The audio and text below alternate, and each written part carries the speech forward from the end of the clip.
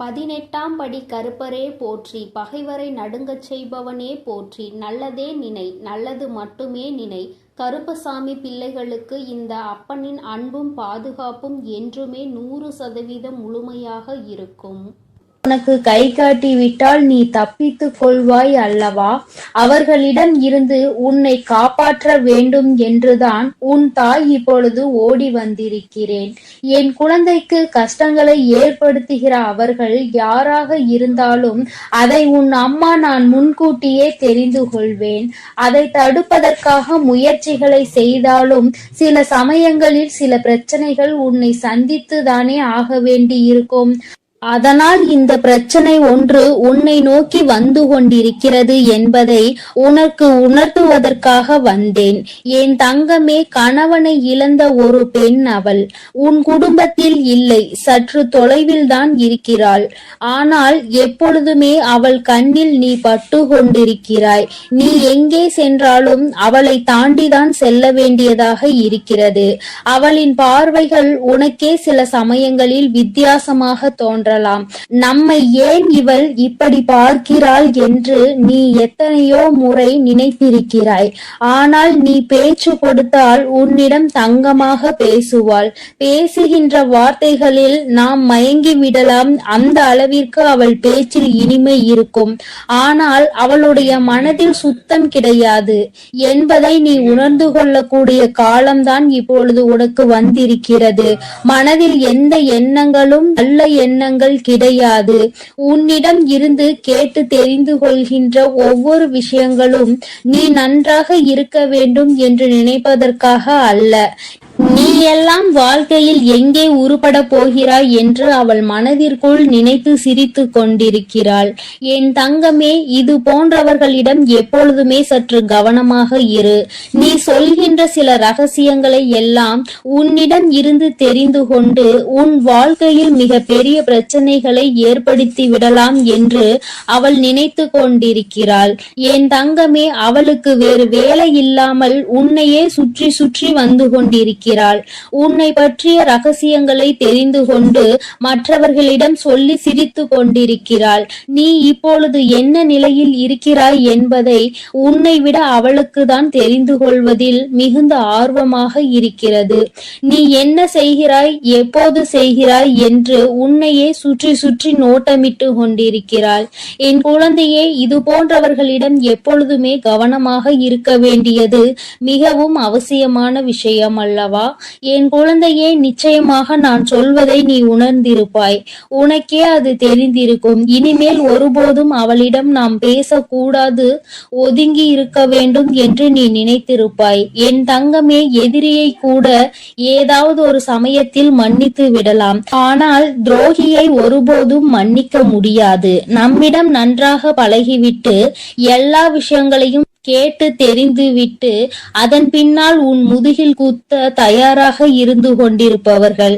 அதனால் துரோகிகளிடம் இருந்து மட்டும் எப்பொழுதுமே நீ ஒதுங்கி இருக்க வேண்டும்.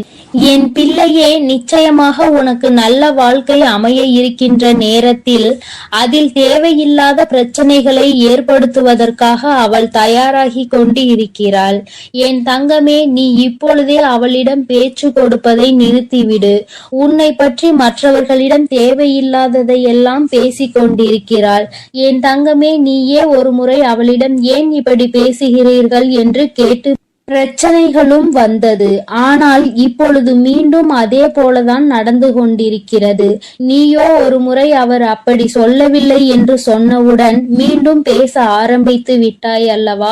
இப்பொழுது அது எங்கே கொண்டு வந்து நிறுத்தி வைத்திருக்கிறது என்று ஒரு முறை சிந்தித்து பார். என் தங்கமே, எல்லோருமே மற்றவர்கள் வாழ்க்கையில் நல்லபடியாக இருக்க வேண்டும் என்று நினைப்பதில்லை. சில நல்ல உள்ளங்களும் உன்மீது உண்மையான அக்கறை கொண்டவர்களும் மட்டும் தான் அதை பற்றி சிந்திக்கிறார்கள். சிலர் எப்பொழுதுமே வாழ்க்கையில் முன்னேறிவிடக் கூடாது, எங்கே முன்னேறிவிட்டால் நீ நல்லபடியாக இருந்து விடுவாயோ, அவர்களை எல்லாம் மதிக்காமல் சென்று விடுவாயோ என்று பொறாமை எண்ணங்களோடு செயல்பட்டு கொண்டிருக்கிறார்கள். இந்த அவளும் அப்படிதான் உன் மீது பொறாமை கொண்டவளாக இருந்து கொண்டிருக்கிறாள். உன்னுடைய நிலை என்ன, நீ எப்படி இருக்கிறாய் என்பதை அவள் குடும்பத்தில் அவளுக்கு வேண்டிய குழந்தை பிள்ளைகளோடு ஒப்பிட்டு பார்க்கிறாள். ஐயோ, நம் பிள்ளைகள் நன்றாக இல்லையே, இவன் மட்டும் எப்படி நன்றாக இருந்து கொண்டிருக்கிறான், இவருக்கு மட்டும் வாழ்க்கையில் எப்படி நல்ல விஷயங்கள் நடந்து கொண்டிருக்கிறது என்று உன்னை பற்றியே சிந்தித்து நீ நன்றாக இருக்கக்கூடாது என்று அவள் வாய்க்குள் எப்பொழுதுமே சபித்து கொண்டே இருக்கிறாள். நீ தூரமாக வரும்பொழுது உன்னை சபித்து விட்டு உன்கிட்டே வந்தவுடன் ஒன்றுமே தெரியாதது போல நல்ல பிள்ளை போல உன்னிடம் பேசி சிரிக்கின்றாள். என் தங்கமே, உன் அம்மா கை காட்டுவதை விடுத்து நான் உனக்கு நேரடியாகவே சொல்லிவிட்டேன் யார் என்பதை. நிச்சயமாக நீ புரிந்து கொண்டிருப்பாய் என் தங்கமே. ஏராள பிரச்சனைகளை சந்தித்து விட்டாய் அவரால். உனக்கு வாழ்க்கையில் ஏற்பட்ட பிரச்சனைகள் ஒவ்வொன்றும் நீ வாழ்நாள் முழுவதும் மறக்க முடியாத அளவிற்கு பல பிரச்சனைகளை ஏற்படுத்தி இருக்கின்றது. உன் குடும்பத்தில் இன்று இருக்கின்ற பல பிரச்சனைகளுக்கு அவள் மட்டுமே காரணமாக இருந்து கொண்டிருக்கிறாள். என் தங்கமே, சிலருக்கு குடும்பத்துக்குள்ளேயே இது போன்ற நபர்கள் இருப்பதற்கு வாய்ப்புகள் அதிகம் இருக்கிறது. என் குழந்தையே, நீ அவர்களினுடைய குணங்களை வைத்து யார் என்று அதை தனியாக அறிந்து புரிந்து கொள். உன் தாயானவள் நான் யார் என்று மட்டும்தான் உன்னிடம் சொல்ல முடியும். எப்பேற்பட்டவள் என்றுதான் சொல்ல முடியும். அது யார், எப்பேற்பட்டவள் என்பதை நீ புரிந்து கொண்டாயானால் யார் என்பதை நன்றாக தெரிந்து கொள்வாய் அல்லவா? அதை வைத்தே நீ கணித்துக்கொள். எப்பொழுதுமே இது போன்றவர்களிடம் நீ நன்றாக இருக்கிறாய் என்று வெளிப்படுத்தாதே. நீ நன்றாக இருக்கிறாய் என்று சொன்னாலே அவர்கள் மனதிற்குள் வேதனை எழுந்து விடுகிறது. நீ நன்றாக இருக்கக்கூடாது என்று நினைப்பவர்களுக்கு உன்னுடைய நல்ல நிலைமையை ஏற்றுக்கொள்ள கூடிய மனப்பக்குவம் எப்படி வரும்? என் தங்கமே, அவர்களிடம் இருந்து நீ சூட்சுமமாக இனிமேல் தப்பித்து கொள்ள வேண்டும். எந்த ஒரு சூழ்நிலையிலும் அவர்களிடம் மாட்டிக்கொள்ளாதே. உன் வாழ்க்கையை கெடுப்பதற்காக சில வேலைகளை செய்ய தொடங்கிவிட்டார்கள். என் குழந்தையே, அவர்கள் எப்படிப்பட்டவர்கள் என்பதை பற்றி உன்னை சார்ந்தவர்களிடம் எல்லாம் நன்றாக புரிய வைத்து எல்லாவற்றையும் தெளிவுபடுத்திவிடு. ஏனென்றால் எப்பொழுது வேண்டுமானாலும் உன் இல்லத்தில் பூகம்பம் வெடிக்க தயாராக இருக்கிறது. எப்பொழுது வேண்டுமானாலும் நீ அவரிடம் பேசிய விஷயங்களை இங்கே பகிர்ந்து கொள்வதற்கு தயாராக இருக்கின்றார் என்பதை நினைவில் வைத்துக்கொள். என் தங்கமே, உன்னிடம் ஒரு விஷயத்தை கேட்டு தெரிந்து கொண்டு அதை மற்றவரிடம் சொல்லி தேவையில்லாத சண்டைகளை மூட்டிவிட தயாராக நின்று கொண்டிருக்கிறார். அதனால் எப்பொழுதுமே உன்னுடைய ரகசியங்களை ரகசியமாகவே நீ பாதுகாத்து வைத்திருந்தால் போதும். யாரிடமும் நீ பகிர்ந்து கொள்ள வேண்டிய அவசியம் உனக்கு ஒருபோதும் ஏற்படாது. ஏனென்றால் அதுவே ரகசியமாக இருக்கும் பொழுது நீ மற்றவர்களிடம் சொன்னால் அது ரகசியமாக இருக்காது. எல்லோருக்கும் தெரிந்த ஒரு விஷயமாக மாறிவிடும் என்பதை நீ மறந்து விடாதே. என் தங்கமே, இனிமேல் உன் வாழ்க்கையில் இது போன்ற நபர்களால் இதுபோல் மற்றவர்கள் வாழக்கூடாது என்று சூனிய புக்தி கொண்ட நபர்களால் உனக்கு வாழ்க்கையில் எதுவும் ஏற்படாது. உன் அம்மா நான் உன்னை பாதுகாத்து நிற்பேன் என்பதை மறந்து விடாதே. அவர்கள் என்னதான் செய்ய நினைத்தாலும் உன்னை ஒன்றும் செய்ய முடியாது. உனக்கு பாதுகாவலாக இருப்பவள் உன் தாயானவள் நானாக இருக்கும் பொழுது நிச்சயமாக அவர்களால் ஒன்றும் செய்துவிட முடியாது என்பதை நீ புரிந்து கொள்ள போகிறாய். என் குழந்தையின் வாழ்க்கையில் கஷ்டங்களை ஏற்படுத்த நினைத்த அவளை நான் விட்டு வைக்க மாட்டேன். தகுந்த பாடத்தினை நிச்சயமாக புகட்டி கொடுப்பேன் என்பதில் எந்த ஒரு மாற்று கருத்தும் கிடையாது. என் தங்கமே, எல்லோருக்கும் வாழ்க்கையில் இது போன்ற ஒரு நபர் இருந்து கொண்டுதான் இருக்கின்றார். மற்றவர்கள் நன்றாக இருக்க வேண்டும், நாம் தான் இப்படி தனிமையில் வாடுகிறோம், அவராவது நன்றாக இருக்க வேண்டும் என்று மற்றவர்களை பற்றி சிந்திக்கின்ற குணங்கள் இல்லை என்றால் வாழ்க்கையில் தனிமையிலே இருந்து நிச்சயமாக மிகப்பெரிய கஷ்டங்களை எல்லாம் அனுபவிப்பார் என்பதை உன் அம்மா உனக்கு தெரிவித்துக் கொள்கிறேன். என் தங்கமே, வருத்தப்படாதே, கலக்கப்படாதே. இவர்கள் பேச்சுக்கள் எல்லாம் ஒருபோதும் உன் வாழ்க்கையில் எடுபடாமல் போகும் என்பதை நினைவில் வைத்து கொண்டு, யார் உன்னை பற்றி என்ன சொன்னாலும் எல்லாம் கடந்து போகும் என்று நினைத்து நீ இந்த வாழ்க்கையை நல்லபடியாக வாழ்ந்து முடிக்க வேண்டும்.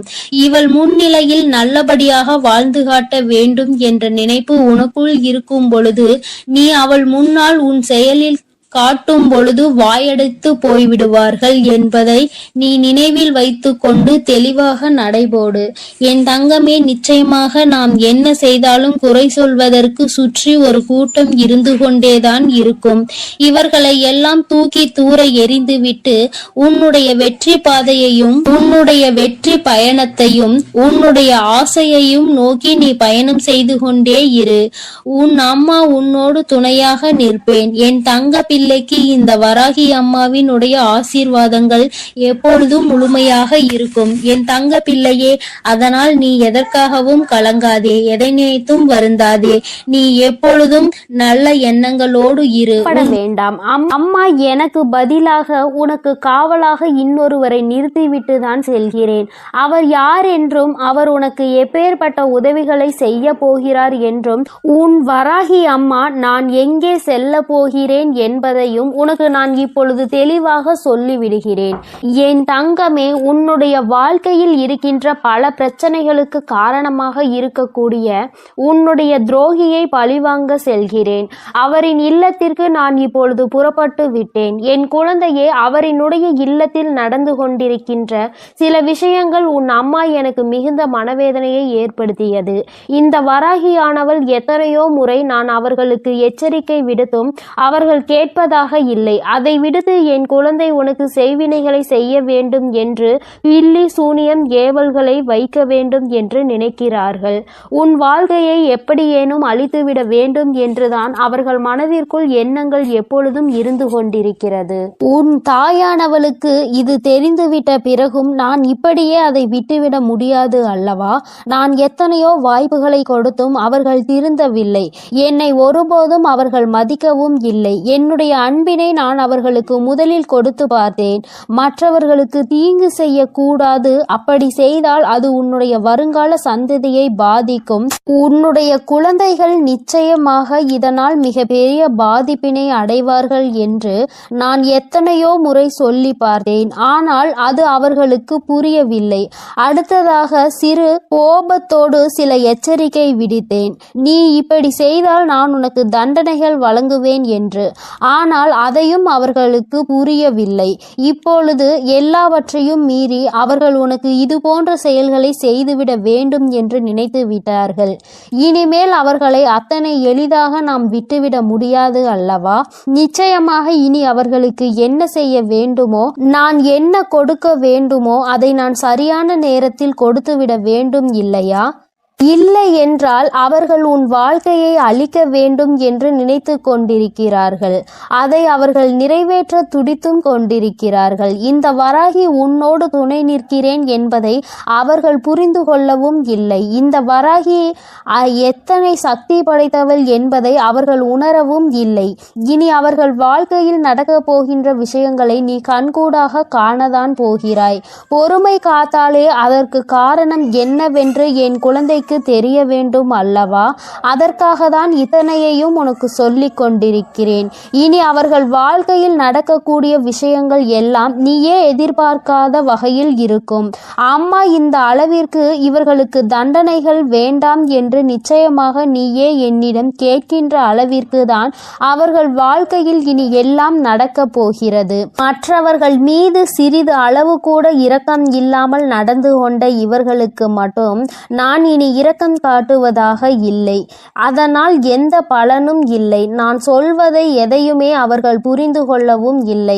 அதனால் இனி அவர்களுக்கு தரமான சம்பவம் ஒன்று வாழ்க்கையில் காத்து கொண்டிருக்கிறது. என் பிள்ளையை வேதனைப்படுத்தியதோடு மட்டுமல்லாமல் என் பிள்ளையின் உடைமைகளை அவர்கள் பறிக்கவும் அங்கே தொடங்க ஆரம்பித்து விட்டார்கள். என் குழந்தையின் உடைமைகளை பறித்து என் பிள்ளையை நிர்கதியாக நிற்க வைக்க அங்கே முயற்சிகள் நடக்கிறது.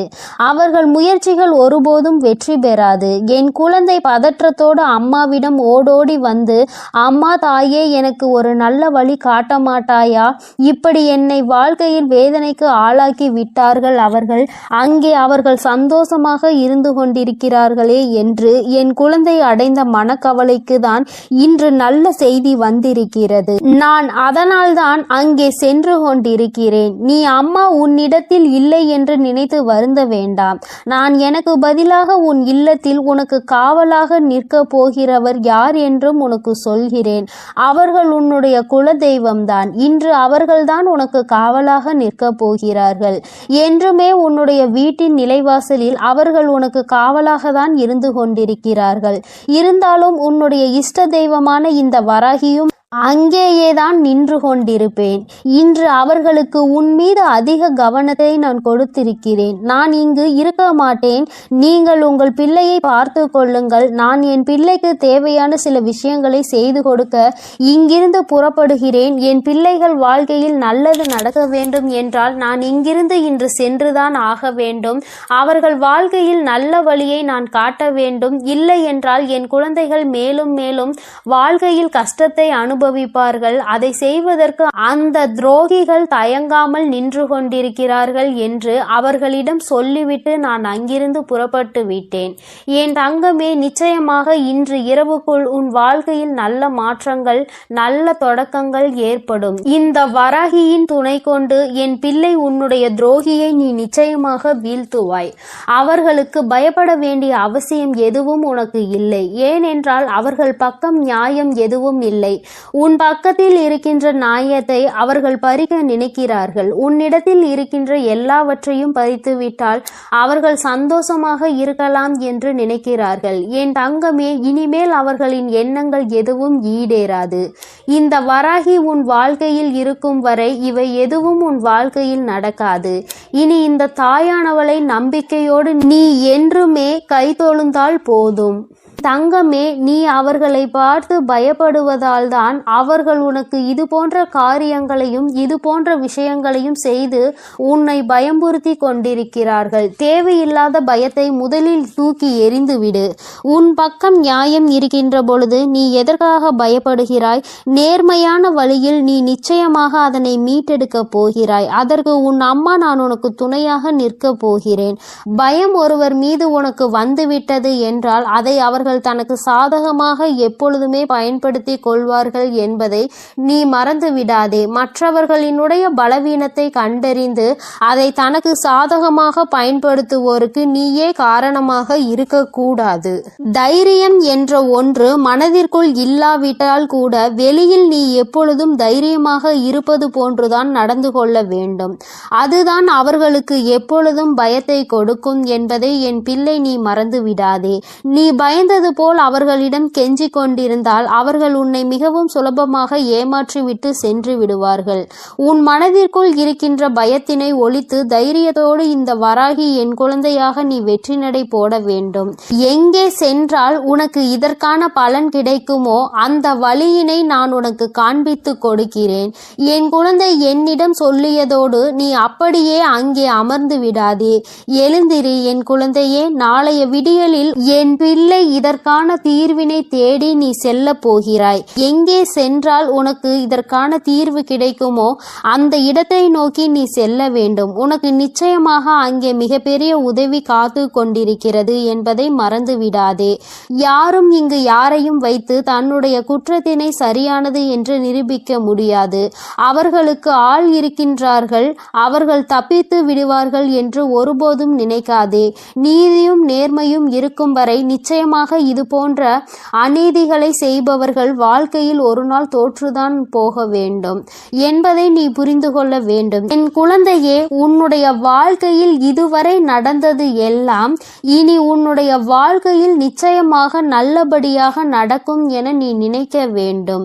இந்த வராகியானவள் உன் வாழ்க்கையில் அதனை நடத்த போகிறேன் என்பதை நீ நினைவில் வைத்துக்கொண்டு என் குழந்தை உன் மனதிற்குள் இருக்கின்ற அத்தனை பயங்களையும் தூக்கி தெரிந்து நான் உன்னை எதிர பிறந்தவள் என்று மனதைரியத்தோடு என் பிள்ளை நீ நிற்க வேண்டும்.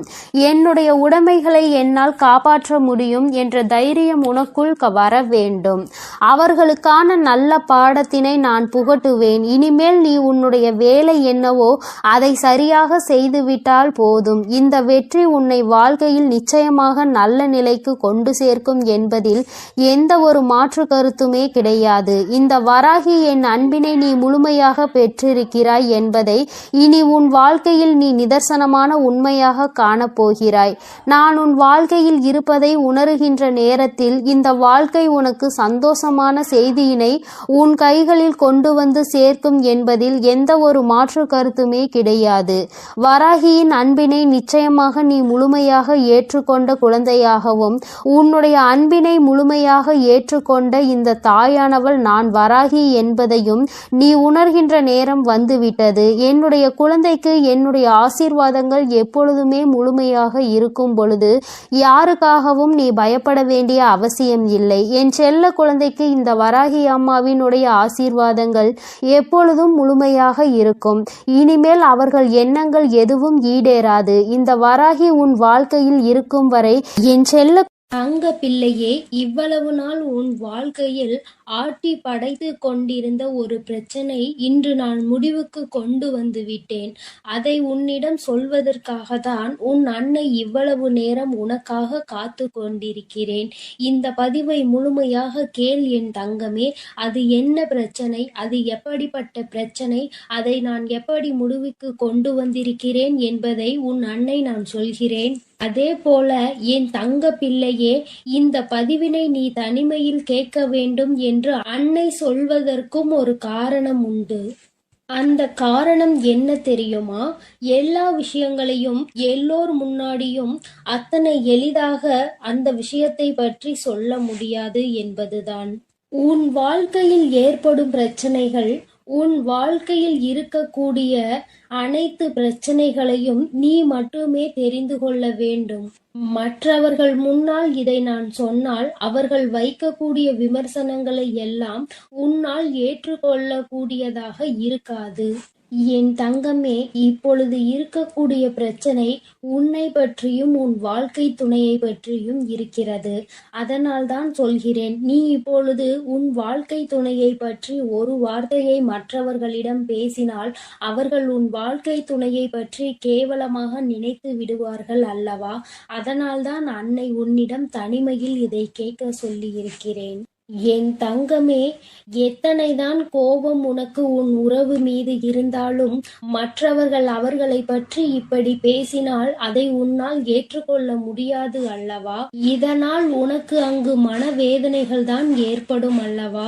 இப்பொழுது நான் உனக்கு அதற்கான தீர்வினை கொண்டு வந்து விட்டேன்.